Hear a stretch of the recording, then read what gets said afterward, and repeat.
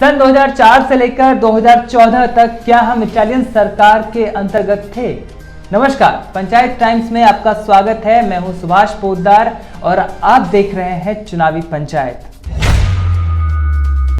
मुंबई में वोट डालने के बाद कंगना रनौत ने कह दिया कि हम पहले इटालियन सरकार के गुलाम थे। जी हां, ये बात कहते ही कांग्रेस में जो है इसकी आलोचना शुरू हो गई है। साथ ही बीजेपी जो है बहुत खुश नजर आ रही है क्योंकि ये बयान कहीं ना कहीं मोदी के फेवर में जा रहा है, क्योंकि कंगना रनौत ने कह दिया कि अब वास्तविक रूप से हमें स्वतंत्रता मिली है। पहले तो हम अंग्रेजों के गुलाम थे, उसके बाद हम इटालियन सरकार के गुलाम थे। जी हां, अब देखते हैं कि ये राजनीति किस तरफ जाती है। लोकसभा चुनाव के चौथे चरण में सोमवार को मुंबई में अभिनेत्री कंगना रनौत ने सोमवार को वोट डालने के बाद कहा कि भारत अब सही अर्थों में आजाद हो रहा है, क्योंकि पहले हम इटालियन सरकार के गुलाम थे। यह स्पष्ट तौर पर कांग्रेस पर हमला था। बता दें कि कंगना रनौत बीजेपी समर्थक मानी जाती रही हैं, क्योंकि उनके कई बयान ऐसे आए हैं जिनमें उन्होंने खुलकर पीएम मोदी और बीजेपी की तारीफें की है। इस बात से कांग्रेसी समर्थक उखड़ गए हैं और लगातार कंगना को ट्रोल किया जा रहा है। वहीं भाजपा समर्थक इस बयान को सही बता रहे हैं। हमारे लिए बहुत ही इम्पोर्टेंट दिन है और ये जो है ये 5 वर्षों में एक बार ये दिन आता है, तो प्लीज इसका यूज करिए। और मुझे लगता है सही मायने में भारत अब आज़ाद हो रहा है, क्योंकि इससे पहले कभी हम ब्रिटिश, कभी मुगल, कभी इटालियन गवर्नमेंट के ही गुलाम थे। तो प्लीज़ अपना जो स्वराज का जो हक है उसको आजमाइए और यहाँ पे ज़रूर आज उसका उपयोग कीजिए। एंड जय हिंद। बेहद कम उम्र के नेता पवन काजल ने कांगड़ा से अपना पर्चा भर दिया है और पर्चा भरने के बाद उनके तेवर देखने लायक है। उन्होंने कह दिया है कि कांगड़ा की जनता मुझे बस एक मिस कॉल देगी और मैं खुद उनको फोन करूंगा। जी हाँ, मैं मिट्टी से जुड़ा हुआ नेता हूं, मैं कहीं भी जाने वाला नहीं हूं, जनता के दिल में रहता हूं और मैं जनता की हर बात सुनूंगा, ये मेरा वादा है। पवन काजल धरती से जुड़ा हुआ है। और मैं एक बात आपको कहना चाहूंगा, मैं जहां भी गया मैंने आपको कहा है, अगर आपके आशीर्वाद से मुझे आशीर्वाद देना दिल्ली गया तो पवन काजल को आप रिश्तेदार मारोगे, फोन करेंगे, कॉल करना मेरा काम है। मैं जहाँ का विधायक हूँ कांगड़ा का, वहाँ की जनता मात्र शक्ति, युवा शक्ति मेरे को मिस कॉल मारती है। तो अगर आपके आशीर्वाद से मुझे दिल्ली का रास्ता मिल गया, आपका एमपी जो होगा वो आप मिस कॉल करोगे, कॉल जवाब देने वाला होगा। हमीरपुर से भाजपा के मौजूदा सांसद और इस बार संसदीय चुनाव लड़ रहे हमीरपुर से अनुराग ठाकुर लगातार कैंपेन कर रहे हैं और इस कैंपेन के दौरान जब उन्हें भूख लगती है तो वो मिठाई की दुकान चले जाते हैं और वहां से मिठाई लेकर खा लेते हैं।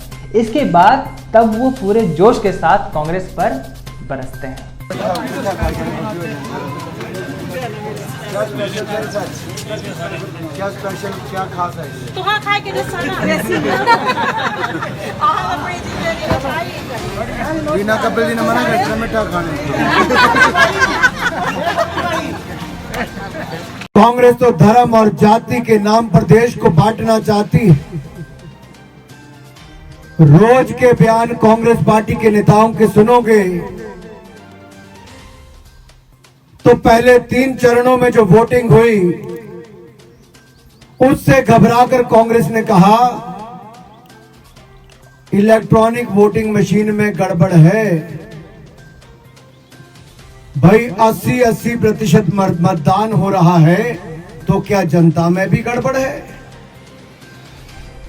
इस बार के लोकसभा चुनाव पे अगर हम नजर डालें तो हिमाचल प्रदेश में सतपाल सिंह सत्ती की बड़ी चर्चा रही और सतपाल सिंह सत्ती की चर्चा उस विवादित बयान के बाद लगातार बढ़ने लगी है और अब तक कांग्रेसी नेता उस पर काउंटर अटैक कर रहे हैं। हमीरपुर से चुनाव लड़ रहे कांग्रेस के टिकट पर रामलाल ठाकुर ने जो कहा है वो शायद बीजेपी के किसी भी नेता को अच्छा नहीं लगेगा।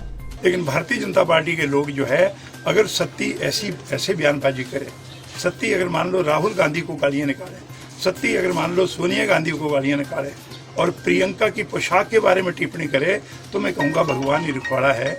ये तब होता है जब आदमी का मानसिक संतुलन बिगड़ जाए। आश्रय शर्मा कुल्लू के आनी पहुंचे, जहां पर वो अपने साथ विक्रमादित्य सिंह को भी लेकर आए थे। इस दौरान उन्होंने कहा कि वीरभद्र सिंह ने बहुत काम किया है, हिमाचल के गांव-गांव में उनके विकास कामों को देखा जा सकता है।